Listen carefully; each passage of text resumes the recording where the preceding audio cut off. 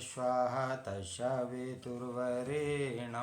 भर्गो देवस्य धीमहि धियो यो नः प्रचोदयात्। को वशो कालो वः किं वा यत्र द्वन्द्वानि नो नृणां तान्तुपेक्ष्य यथा प्राप्तवर्ती सिद्धिं वाप्नुयात्।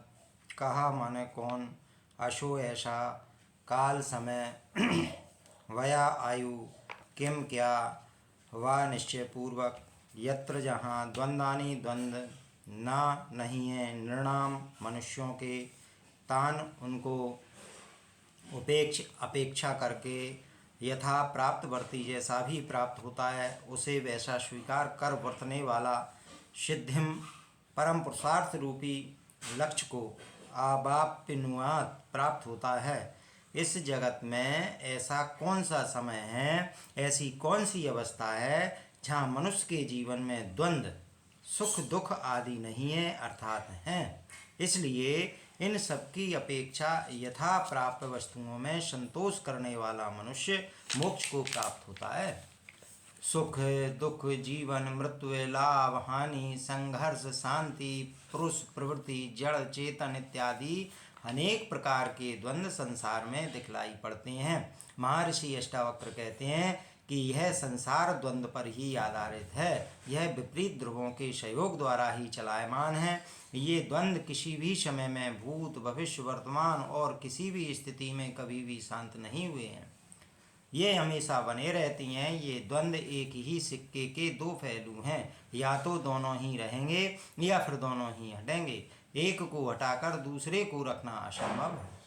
इन द्वंद्वों का संसार में कोई अस्तित्व नहीं है, बल्कि मनुष्य की वासना तृष्णा स्वार्थ आदि के कारण वह संसार का अच्छे बुरे में भेद करता है। वह बुराई को मिटाकर अच्छाई लाना चाहता है। इसलिए संघर्ष अशांति लालच ममता इत्यादि अनेक बुराइयों का आरंभ होता है।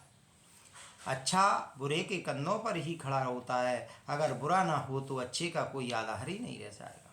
रोगी होती हैं इसलिए चिकित्सक की आवश्यकता होती है। यदि रोगी नहीं होंगे तो चिकित्सक की भी कोई आवश्यकता नहीं होगी। चोर लुटेरों के कारण ही पुलिस और न्यायालय की आवश्यकता होती है। इसके बिना ये निरर्थक हैं। पापियों के कारण ही संत महात्माओं की आवश्यकता पड़ती है। मृत्यु पर जीवन आधारित है। अच्छा मनुष्य दोनों में भेद करके चलता है। बुरे को हटा करके अच्छे को लाना पड़ता है। परंतु इस जगत में दोनों ही उपस्थित हैं, संयुक्त हैं। इनको समाप्त नहीं किया जा सकता। इसलिए अध्यात्म संसार में दोनों को ईश्वरीय मानकर उन्हें स्वीकार करने को कहा है और कहता है कि ये भेद मनुष्य के मन के कारण प्रतीत होते हैं। मन के पार कोई भेद नहीं है। सभी भेद समाप्त होकर एकत्व की अनुभूति होने लगती है। यही ज्ञान है।